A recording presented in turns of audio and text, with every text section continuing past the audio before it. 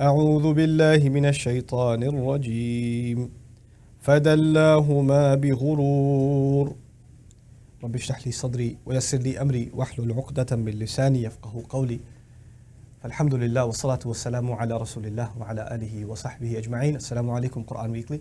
The 22nd ayah of Surah Al-A'raf is a long one, but in this brief reminder I want to share with you the first part of the expression that's used in it that has just an incredible amount of wisdom for life in our dealings with shaitan.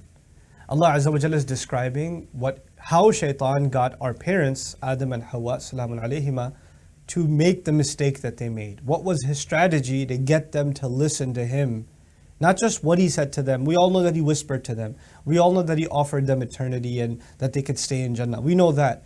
But how did he do it? What method did he use? That method is important to understand, and it's captured in the first expression of the ayah, فَدَلَّهُمَا بِغُرُورٍ. Dalla is used when you draw a bucket.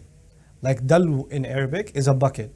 And adla is to drop a bucket down and pull it right back up. You know, in the old times there's a well and you kind of crank up the water, you know, and you pull the bucket back up. This is adla.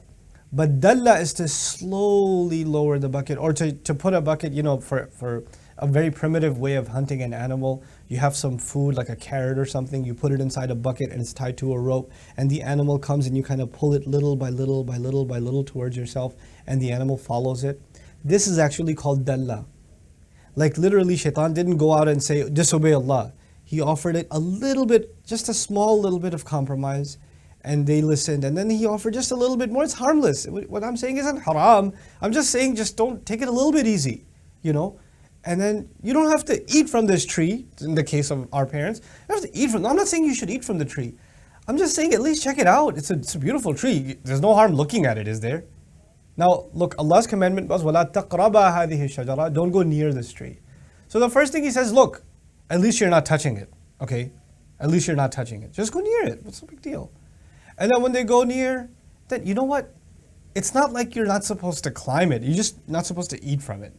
Just have a little climb. It's no big deal. And it's not at one time. Dalla also suggests that these suggestions came a day, then another day, then another day, then another day. Like this was a process for this guy.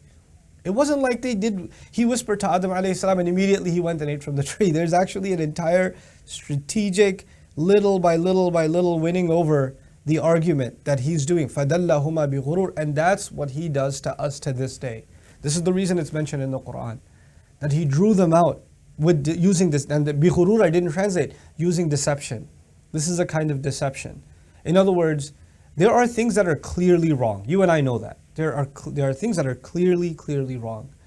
But there are a lot of small, not as clearly wrong steps that are there that you should have the sense to know, if I take this one tiny step, tomorrow I'll be taking another tiny step, and then another, and then another, and before I know it, I'll end up in the wrong. So you have to put protective measures in place. And when you put those protective measures in place, it keeps you from falling into trouble. Now shaitan comes and he doesn't attack, or he doesn't tell you to make the haram into halal. Oh, that's too direct. And the Muslim will say, no, it's obviously haram. I'm not going to do that. He comes and he says, listen, this one little step I'm asking you to take, it's clearly not haram.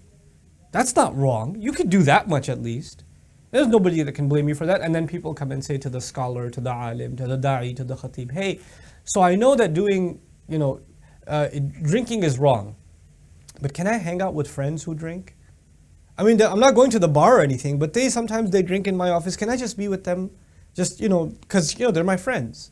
Can I at least do that much? Is it absolutely haram for me to do that? And the scholar will say something like, I advise you not to do it. It's not a good idea. It's bad company. But is it haram? Is it absolutely haram? And he says, well, I don't know if I could say it's okay, thanks, I got my answer. It's not absolutely haram, which means I could do it. And that's how shaitan gets you to first hang out with them. Then they say, hey, we're going to the bar, you want to come along? Then you go to the bar and you're just having a Coke or whatever and they're drinking their beer. And then eventually one late night, it's a little bit of can you just slip some in? Somebody gave it to you, or they slipped it into your drink and you didn't realize. And you're like, well, I didn't intend to do it. And it's just one thing after another, after another, after another. SubhanAllah. This is فَدَلَّهُمَا بِغُرُورٍ. This is the same surah in which Allah mentions the story of Barsisa, who went little by little into sin.